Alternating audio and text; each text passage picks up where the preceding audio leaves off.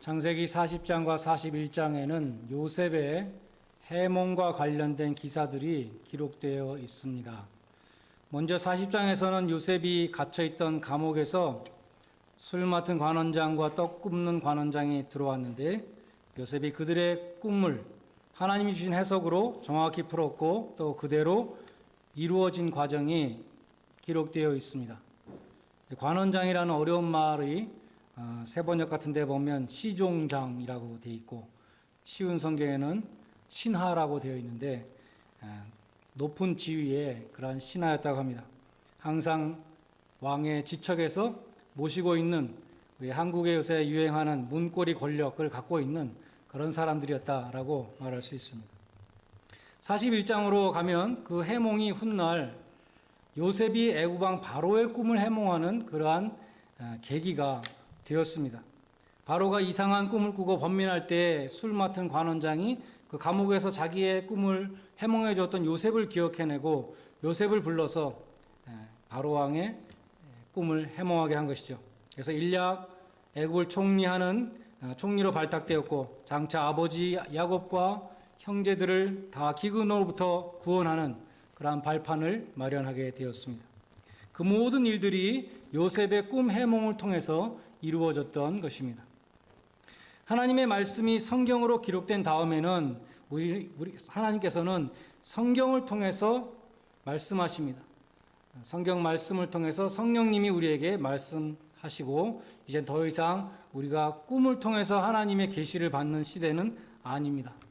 그러나 요셉의 시대에는 성경이 없었기 때문에 야곱도 돌베개를 밟고 자다가 꿈 가운데 하나님의 계시를 받았고 또 이렇게 요셉과 같이 꿈을 하나님의 계시를 해몽해 주는 그런 일도 있었던 것입니다. 그래서 요셉이 하나님이 주신 계시적인 꿈을 해몽해 준 것은 오늘날로 말하면 하나님의 계시된 성경 말씀을 해석해 준 것으로 그렇게 말할 수 있습니다. 창세기 40장과 41장에 나오는 요셉의 그 해몽의 첫 번째 특징은 두 가지 특징이 있는데 요셉의 해몽의 첫 번째 특징은 구원의 기쁜 소식만 말해준 것이 아니라 죄와 심판에 대해서도 가감없이 전해줬다는 것입니다. 술 맡은 관원장에게는 좋은 소식을 줬죠. 바로가 당신의 머리를 들고 당신의 전직을 다시 회복시켜 주실 것입니다 라고 해몽해 줬습니다.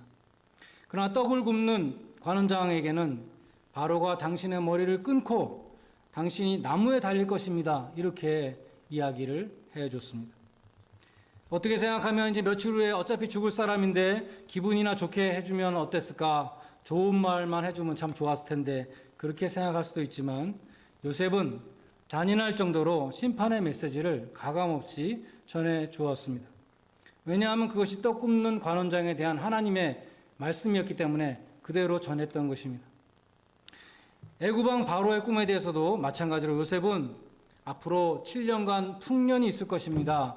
그것만 전한 것이 아니라 그 7년 다음에는 그 모든 풍년을 다 잊어버릴 정도로 극심한 흉년이 7년 또 있을 것입니다. 이 두 가지를 다 말하고 그 흉년을 대비하기 위해서는 어떻게 해야 되는 건가 그것까지 말을 했습니다. 오늘날로 말하면 하나님의 풍성한 은혜만을 전한 것이 아니라 죄와 심판에 대해서도 경고의 말씀을 전하고 나아가서 하나님의 심판을 피하기 위해서는 우리가 어떻게 준비해야 하는가라는 것까지 전했다는 것입니다.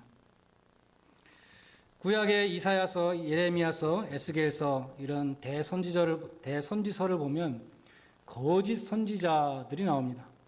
거짓 선지자의 정의가 나오는데 어떤 사람이 거짓 선지자인가 하면 하나님의 심판을 전하지 않는 사람입니다. 이스라엘 백성들이 죄를 짓고 있기 때문에 이제 하나님의 심판을 받을 것인데 그것을 전하지 않는 사람들입니다. 계속해서 평안하다 축복만 하는 사람들이 거짓 선지자라고 나와 있습니다. 그에 비해서 참 선지자는 너희들은 죄 때문에 하나님의 심판을 받을 것이다 라고 정확히 말해주는 사람이 참 선지자입니다. 그런데 그런 선지자 곁에는 사람들이 모이지 않고 그런 선지자들은 핍박을 받았습니다.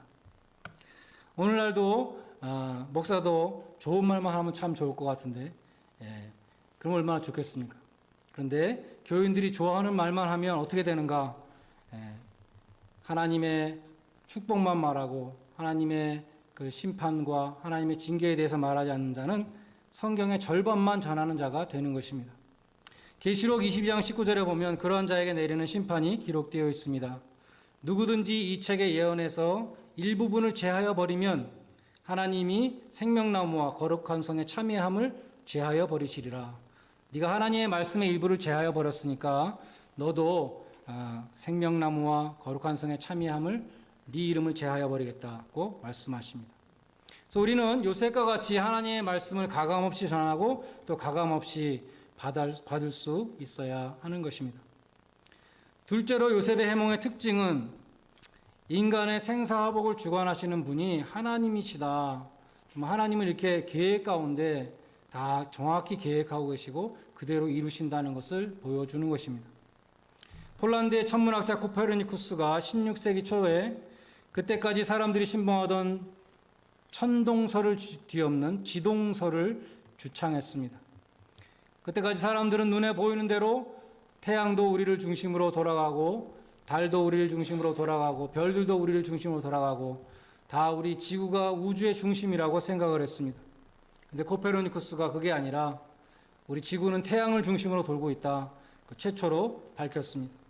그래서 문자 그대로 혁명이었습니다. 우리가 예수를 믿고 하나님의 자녀가 될 때에도 이러한 혁명이 필요하다는 것입니다. 무엇입니까?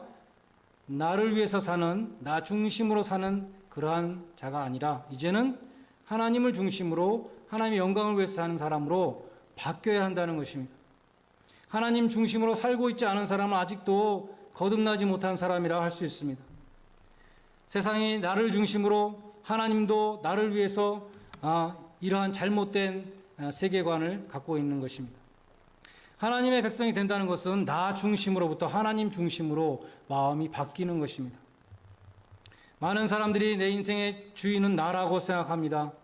요셉의 일생을 보면 요셉의 뜻대로 된 것이 하나도 없었습니다. 자기가 고난을 받은 것도 뜻대로 된 것이 아니라 전혀 뜻밖의 또 애굽의 치리자가 된 것도 자기 뜻대로 된 것이 아니라 다 하나님의 주권적인 예정 가운데 되었다는 것입니다. 우리는 무엇보다도 내 인생의 주인이 내가 아니라는 것을 깨달아야 합니다. 그렇게 마음을 비워야 내 일생을 바로 볼 수 있습니다. 그래야 일이 내 마음대로 풀리지 않을 때도 우리는 하나님의 선하신 뜻을 믿고 내 뜻이 안 이루어지면 하나님의 뜻이 이루어지는 것이라 믿고 감사할 수 있습니다. 전혀 뜻밖의 일이 닥쳐도 당황하지 않고 합력하여 선을 이루시는 하나님을 우리는 믿는 것입니다. 주권자 되시는 하나님이 함께 하시는 사람은 요셉처럼 억울한 누명을 쓰고 감옥에 가도 하나님이 더 큰 축복을 주시고 형제들에게 질시를 당하고 버림을 받았기 때문에 오히려 그 형제들을 구원하는 그러한 사역에 쓰임을 받게 되었습니다. 잠언 3장 5절에 보면 너는 마음을 다하여 여호와를 의뢰하고 내 명철을 의지하지 말라 그런 말씀이 있습니다. 잔머리를 굴리지 말고 하나님을 믿어라 그런 말씀입니다. 하나님의 살아계심과 능력을 믿으라는 것입니다. 그러므로 우리는 온 우주와 역사의 주관자가 되시며 내 인생의 생사화복을 주관하시는 하나님을 믿고 우리는 소망해야 하는 것입니다. 요셉의 해몽에는 그처럼 두 가지 특징이 있었습니다. 심판과 구원을 다 말해줬고 또 하나님이 개인과 국가와 이 온 우주 만물의 생사화복을 주장하시는 그 주인임을, 주권자임을 보여주었습니다. 다음으로 이 요셉의 해몽이 기록되어 있는 40장과 41장 전체가 보여주는 중요한 진리가 있는데 그것은 하나님께서 그 택하신 백성을 요셉이죠. 결코 잊지 않으셨다는 것입니다. 창세기 40장 제일 마지막은 이렇게 끝납니다. 술 맡은 관원장이 요셉을 기억지 않고 잊었더라. 요셉은 술 맡은 관원장의 꿈을 해몽해주고 이제 그대로 될 것입니다. 당신이 이제 나갈 것이고 다시 바로 옆에 서게 될 것인데 그때 나를 꼭 기억해 주십시오 라고 부탁했습니다. 내가 이렇게 억울하게 들어와 있다는 것을 바로한테 말해서 나를 여기서 꺼내 주십시오. 그렇게 부탁을 했던 것입니다. 아마도 그는 그 술 맡은 관원장은 요셉에게 말했을 것입니다. 물론입니다. 내가 어떻게 당신을 잊을 수 있겠습니까? 내가 바로에게 당신의 억울한 사정을 말해서 당신이 여기서 나오게 해주겠습니다. 나를 믿으십시오. 곧 좋은 소식이 있을 겁니다. 이렇게 말을 했을 겁니다. 그러나 술 맡은 관원장은 자기가 살아나온 이후에 요셉을 새카맣게 잊어버렸습니다. 요셉은 잊혀졌습니다. 이제는 아무도 구원해 줄 수 없고 아무도 기억해 주지 않는, 아무도 모르는 감옥 속에 갇혀 있는 그러한 운명이 된 것입니다. 술 맡은 관원장의 건망증으로 인해서 요셉에게 남겨진 한 가닥의 희망이 끊어지는 것처럼 보였습니다. 41장 1절에 보면 그런 상태로 만 2년이 흘렀다라고 기록되어 있습니다. 그 2년 동안 요셉은 어떻게 지냈는지 우리는 알 수가 없습니다. 사도행전 마지막 부분에 보면 로마의 감옥에서 만 2년을 갇혀 있었던 인물의 이름이 나옵니다. 그것이 누구입니까? 사도 바울이었습니다. 사도 바울은 만 2년 동안 메인 몸으로 로마에 갇혀 있었습니다. 그 2년 동안 바울이 어떻게 지냈는가? 빌립보서에 나와 있습니다. 빌립보서는 바울이 감금되어 있었던 그 로마로부터 빌립보 교인들에게 보낸 편지입니다. 바울은 빌립보서 1장 12절에서 이렇게 말합니다. 내가 당한 일이 도리어 복음의 진보를 이루었다. 너희가 이것을 알기 원한다. 그렇게 말합니다. 바울이 당한 일이란 무엇입니까? 사도행전 21장부터 28장에 나오는 내용입니다. 예루살렘 성전에 들어가서 누명을 쓰고 유대인들에게 맞아 죽을 그러한 처지가 되어 있는데 소요 진압을 위해서 천부장이 출동을 해가지고 바울을 체포했습니다. 총독이 있는 가이사랴에 2년 동안 가둬놨습니다. 가이사랴 감옥에서 아무런 진전이 없자 바울은 내가 로마 시민이니까 로마 황제한테 재판을 받게 해달라고 그렇게 호소를 했습니다. 그래서 바울은 미결수로 배를 타고 로마로 호송되다가 큰 태풍을 만나서 죽을 고비를 넘겼습니다. 로마에 와서 또 감금되어 있었습니다. 결국 바울이 기도하고 계획했던 것대로 된 것이 하나도 없었습니다. 바울은 로마에서 선교하고 나아가서 스페인까지 가서 선교하겠다고 그렇게 기도했지만 죄수로 입성해서 감옥에 갇혀 있는 신세가 되었습니다. 전 세계를 누리며 이방인들에게 선교해야 될 이 이방인의 사도가 감옥에 몇 년 동안 갇혀 있으니 얼마나 답답한 일입니까? 언제 로마 황제를 볼 수 있을지, 만약에 보면 또 어떠한 판결이 나올지 아무것도 알 수 없었습니다. 그는 육신적으로도 많이 지치고 힘들어 있었습니다. 그런데 바울은 빌립보 교인들에게 너희들에게 꼭 하고 싶은 말이 있는데 나의 이 처지가 도리어 복음을 전하는 계기가 되었다. 이렇게 말씀합니다. 그 모든 일 때문에 도리어 복음의 진보가 이루어졌는데 어떻게 됐냐 하면 나를 지키고 감시하는 시위대에게 복음이 전파되었다. 이렇게 말하는 것입니다. 개종자를 얻게 되었다라고 말합니다. 시위대는 로마 황제를 지키는 병력으로 10,000명 이상 되었는데 최고의 엘리트 군인들이었다고 합니다.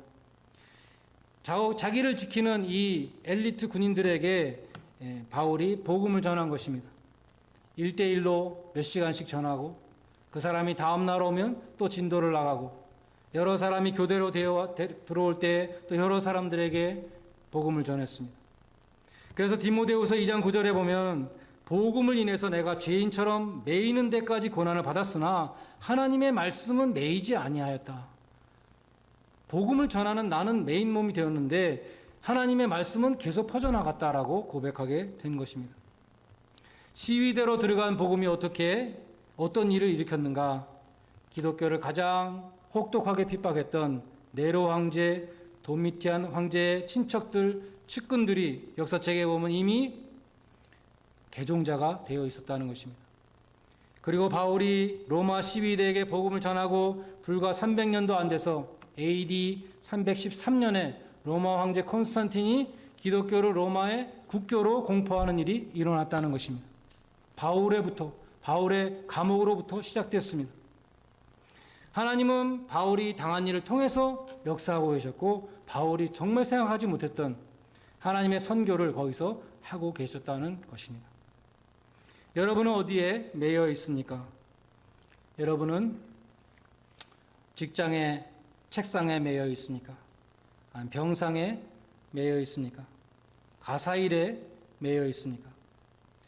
다람쥐 쳇바퀴 돌듯이 똑같은 일을 계속해야 되는 형편에 처해 있습니까? 사람들의 끊임없는 반대와 불평과 비난을 받고 있습니다. 여러분은 이런저런 문제를 벗어나지 못하고 있지는 않습니까? 문제 속에 갇혀 있지는 않습니까? 우리는 이 바울의 도리어라는 이 단어를 기억해야 할 것입니다. 수제나 웨슬리는 19명의 자녀를 키웠습니다. 자녀를 19명을 낳습니다. 그녀는 자녀들에게 메인 몸이었습니다. 그녀는 자녀들에게 복음을 전했고 그 가운데 존 웨슬리와 찰스 웨슬리 형제를 배출했습니다. 웨슬리 형제는 감리교를 창시하고 대부흥운동을 일으켰습니다. 페니 크로스비는 생후 6개월 만에 시력을 잃었습니다. 그녀는 어둠에 갇힌 자가 되었습니다. 그러나 그녀는 8,000곡이 넘는 찬송가를 지어서 수많은 사람들에게 빛을 비추어 주었습니다. 하나님은 매임을 통하여 도리어 복음의 진보를 이루었다 바울은 고백했습니다. 뿐만 아니라 바울의 프리즌 미니스트리를 통해서 로마의 교인들도, 로마에 있었던 기독교인들도 감화를 받고 더 열심히 전도를 하게 되었다. 그것도 말씀합니다. 바울의 매임은 시위대에서 개종자를 얻었을 뿐만 아니라 이미 믿고 구원받은 성도들에게도 용기를 더해 주었다는 것입니다. 요셉도 옥중에서 절망했다는 말이 성경에 없습니다. 요셉이 하나님을 원망했다는 말도 없습니다. 요셉은 묵묵히 기다렸습니다. 요셉이 유혹을 받을 때 뭐라 그랬죠? 내가 어떻게 하나님 앞에서 죄를 지을 수 있느냐? 요셉은 감옥에 있을 때도 하나님 앞에서 살았을 것입니다. 하나님은 나를 잊지 아니하신다. 하나님 나를 기억하시고 지금도 보고 계시고 나와 함께 계신다. 라고 믿고 그는 생활했을 것입니다. 인내로 하나님의 때를 기다렸습니다. 그랬더니 어떻게 되었습니까? 술 맡은 관원장의 건망증 때문에 오히려 결정적인 시기에 요셉이 감옥에서 나와서 총리가 되는 사건이 일어난 것입니다. 결정적인 순간에 바로가 꿈 때문에 괴로워하고 있는 것을 보고 술 맡은 관원장이 옛날에 2년 전에 자기 꿈을 해석해줬던 요셉을 기억했던 것입니다. 요셉은 완전히 잊혀진 것 같았지만 하나님은 시간을 보고 계셨습니다. 하나님의 때를 보고 계셨습니다. 술 맡은 관원장은 요셉을 잊었지만 하나님은 결코 요셉을 잊지 않으셨습니다. 그래서 하나님의 때에 하나님의 계획을 이루어 주셨습니다. 그러므로 우리는 기다리는 훈련을 해야 합니다. 인내를 배우라. 야고보서 1장 2절로 4절에 인내를 온전히 이루라. 인내를 조금 참고 마는 것이 아니라 끝까지 참을 때 하나님이 우리를 부족함이 없는, 온전하고 구비한, 부족함이 없는 그런 하나님의 사람으로 만들어 주신다고 그렇게 말씀합니다. 하나님은 요셉을 잊지 않으셨습니다. 이사야서 49장 15절에 보면 이런 말씀이 있습니다. 어찌 여인이 엄마가 자기 자식을, 젖먹는 자식을 잊을 수 있겠는가? 어찌 여인이 자기 뱃속에서 나오는 아들을 긍휼히 여기지 않겠는가? 어떻게 잊어버리겠는가?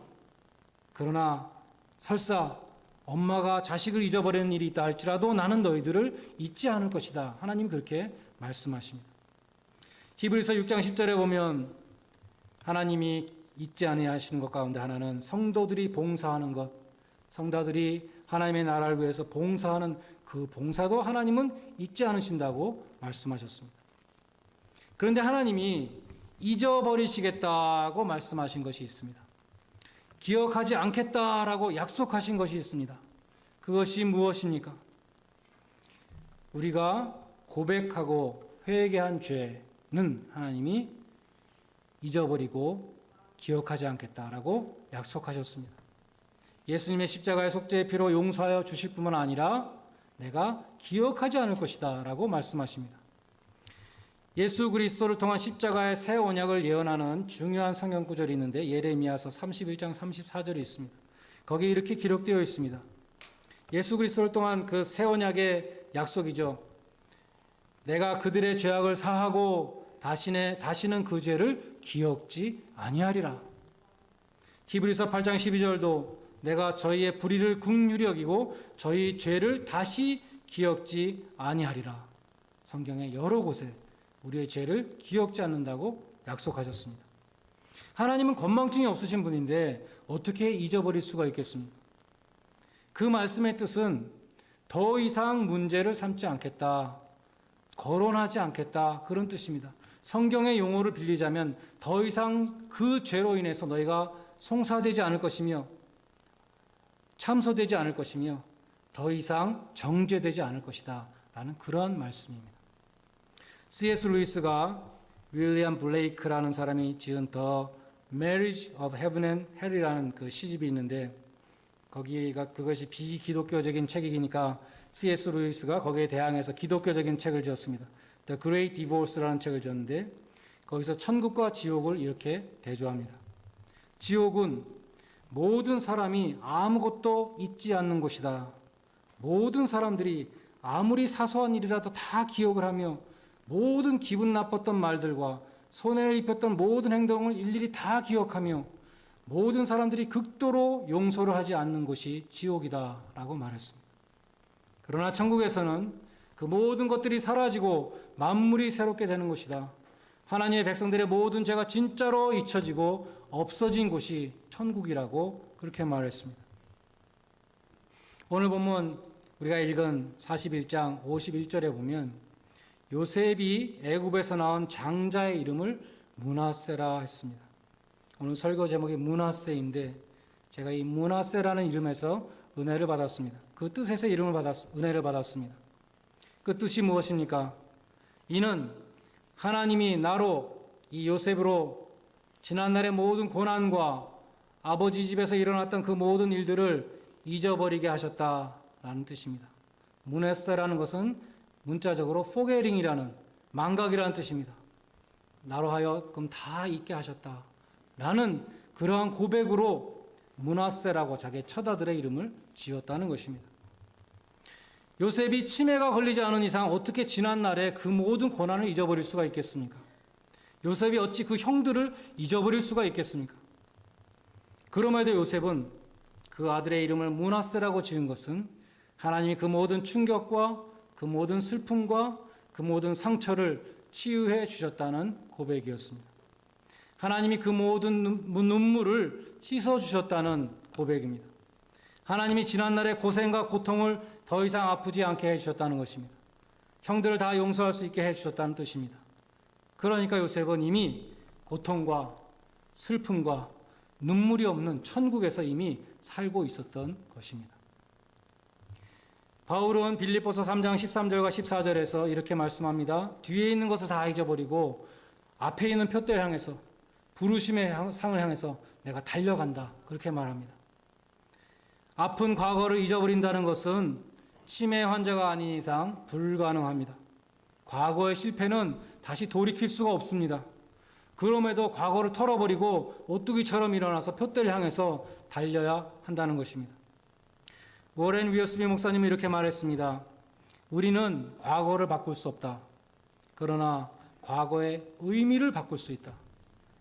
바울은 과거에 교회를 핍박하던 죄인의 괴수였으나 그 과거를 기억하고 그 과거 때문에 더 열심히 하나님을 섬기게 됐다는 것입니다.